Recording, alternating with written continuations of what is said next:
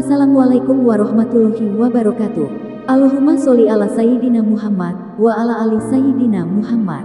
Pemirsa yang dirahmati Allah, marilah kita simak ceramah dari Kiai Haji Abdullah Gimnastiar dengan tema Inilah Tanda Petunjuk Pertolongan Allah. Sebelumnya marilah kita perbanyak sholawat minimal 1000 kali sehari, agar hidup kita penuh barokah dan mendapatkan syafaat kelak. Berikan dukungan kepada channel kami, dengan memberikan super thanks seikhlasnya. Semoga menjadi amal jariah bagi Anda. Selamat menyaksikan. Jadi jangan suudzon kepada kepahitan, tidak bahaya. Yang bahaya itu tidak kembali ke Allah. Tidak ada yang lebih pahit dari berharapnya hati. Allahumma aftah lana hikmataka ya Allah.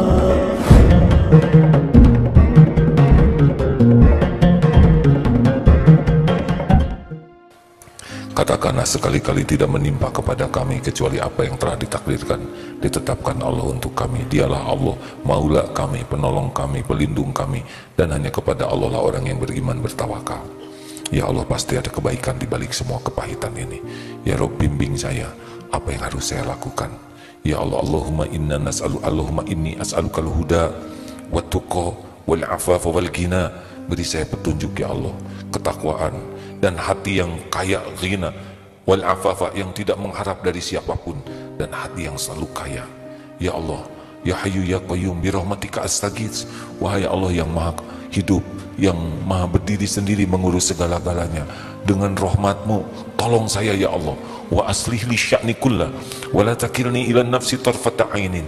Perbaiki urusan saya seluruhnya ya Allah, dan jangan serahkan kepada saya walaupun sekejap mata. Ya Allah, la haula wa la quwata illa billah. Ya Rabb, saya tidak ada daya, tidak ada kekuatan untuk melakukan apapun kebaikan atau menghindar dari kemudaratan kecuali dengan izin-Mu. Itu Allah suka. Memang itu yang Allah tunggu-tunggu. Nah, nanti beres. Biasanya yang pertama dikaruniakan Allah ketenangan. Tenang. Nanti selanjutnya karunia Allah itu biasanya dibuka dosa. Nih, karena dosa ini nih, astagfirullah, ini tadi karena saya marah ke orang, astagfirullah. Nanti biasanya karunia Allah tuh ya, sesudah tenang itu bisa ngelihat dosa kitanya, karena dosa itu yang mengundang kepahitan. Jadi sebetulnya kepahitannya tidak bahaya. Yang bahaya itu kita tidak bisa melihat dosa yang mengundang kepahitan.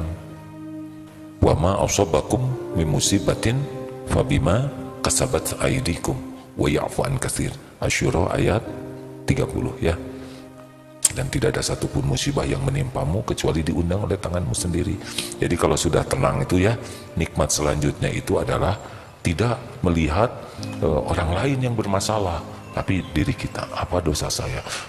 Tidak harus sejenis kita difitnah karena kita memfitnah, tapi mungkin ada dosa-dosa lain, tidak jaga pandangan, tidak jaga lisan ya. Dan Allah mengetahui dosa kita.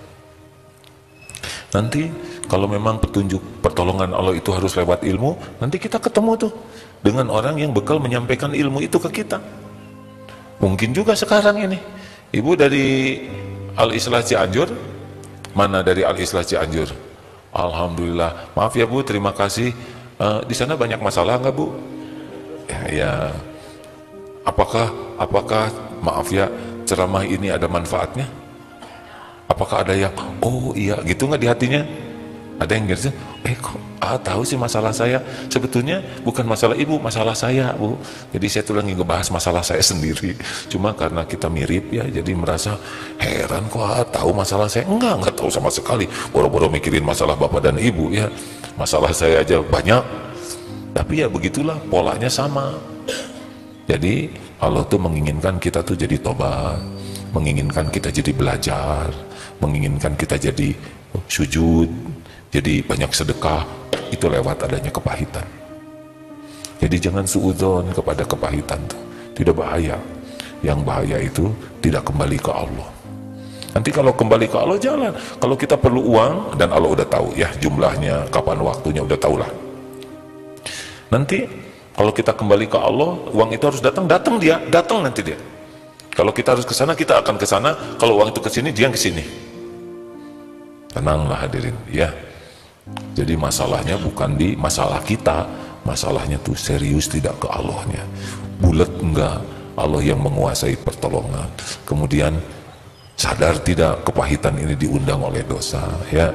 Lalu serius tidak kita untuk melakukan apa yang Allah sukai. Tidak ada yang bisa nolong selain Allah, tidak bisa. Semua jin dan manusia gabung nggak bisa menghilangkan. Nih surat Yunus 107. A'udzubillahi minasyaitonirrajim. Wa iyamsasqallahu bidzurrin fala kashifa lahu illahu. Jika Allah menimpakan kemudaratan apapun bentuknya, sakit gigi, pusing, gelisah, masalah, tidak ada yang bisa menghilangkan selain Dia, Allah sendiri. Allah yang naro, Allah yang ngambil. Semua sekarang mau menghilangkan apa yang Allah berikan, nggak bisa, nggak bisa. Tapi kalau waktunya Allah ngambil, hilang. Wa yuridka bi khairin fala radha li fadli. Tidak ada yang bisa nolak. Itu yang namanya bahagia itu bukan tidak punya persoalan, bukan tidak punya keperluan. Bahagia itu bukan lempeng, enggak, sama. Makin kuat iman juga makin banyak cobaannya. Tapi dibimbing oleh Allah. Kan yang enak begitu. Ulangannya susah, tapi tahu jawaban, itu kan yang enak. Orang tidak lulus ujian kan bukan karena soal. Orang tidak lulus ujian karena salah jawabannya. Saya kira sederhana, ini tidak usah serius begitu, ya kan? Betul? Yang paling tahu jawaban siapa? Allah. Bedanya apa? Ujian sekolah dengan ujian hidup. Kalau di ujian sekolah, kita misalkan ada ujian, terus bicara gini, duhai guru, engkaulah yang paling pandai di kelas ini. Tidak ada satupun soal kecuali engkau tahu jawabannya. Guru yang baik hati, tolong mana jawabannya? Kita sudah tahu apa hasilnya, ya kan? Oh baiklah, jawabannya keluar dari kelas ini kan. Tapi kalau ke Allah, justru itu jawabannya. Makin delay ke Allahnya, nah itu mulai masalah. Nih gini ya, dek Allah ngasih kita sakit, apa yang biasa kepikir oleh kita? Obat, dokter, ya kan, vitamin, olahraga. Waduh, saya begini, rada leto ini, kurang olahraga. Ini madu kurang nih, habatus sauda, saya harus disuntik vitamin adrenalin, atau saya disuntik gitu. Terus aja segala. Allah memperhatikan itu kita. Oh kita harus olah nafas nih, harus direndam nih di air es batu, ya nggak? Pikirkan bagaimana. Allah yang menguasai tubuh kita nggak diingat, nggak diminta pertolongannya, nggak bisa. Mungkin disehatkan, tapi ya nggak ada bahagianya. Sehatnya juga nggak bisa jadi taat. Harusnya Allah ketemu obat ya Rob. Saya lagi agak ngedrop ini. Tidak boleh mengatakan kita capek teing yuk. Nanti lo makan vitamin ya Rob. Ini adalah ciptaanmu. Khasiat yang ada di obat ini adalah ciptaanmu. Sehebat apapun khasiat, tidak akan pernah membuat saya sembuh kecuali Engkau yang menyembuhkan. Saya makan obat ini ya Allah untuk menyempurnakan ikhtiar perintahmu. Bismillahirrahmanirrahim. Oh, udah ising yakinnya Allah yang menyembuhkan. Kenapa terus makan obat? Ya bagi-bagi dengan pabrik obat, betul? Kasihan bikin obat banyak-banyak, nggak ada yang makan. Dan tidak apa-apa, udah makan obat mau sembuh mau tidak, itu bukan urusan kita. Allah. Ini teman udah sembuh, ini sembuh, ini sembuh. Kenapa saya belum sembuh? Ya mungkin ada dosa yang belum selesai nih, yang dengan sakit ini belum habis rontoknya. Karena bukan obat yang menyembuhkan. Itu bahkan placebo, Pak. Tahu kan placebo? Yang saya dengar ya, placebo itu pura-pura obat, bukan obat. Pernah ada diberi orang sakit kepala, ada yang dikasih obat betulan, ada yang obat kosong tapi ditulis merek di atasnya. Apalagi kalau harganya dimahalin. Ternyata walaupun nggak ada kandungannya, tetap ada yang jadi sembuh karena yakin kesininya.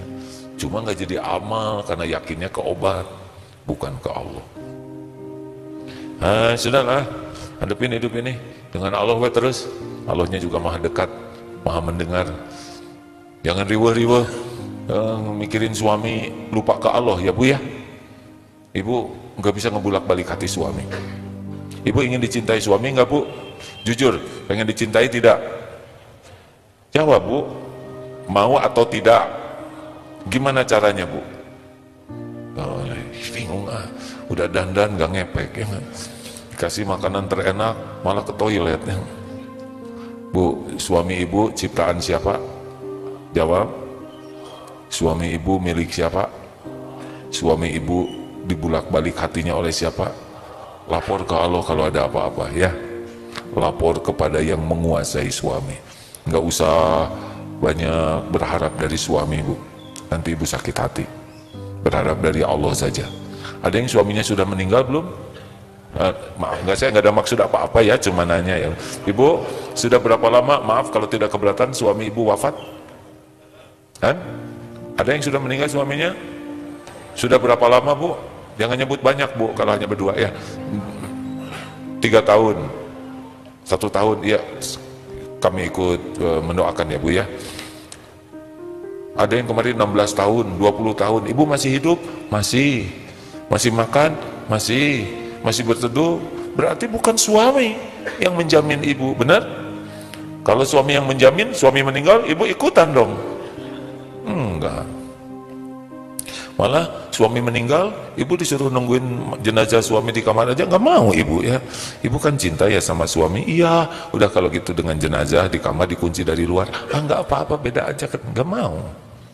Ya kalau udah meninggal mah beda urusan.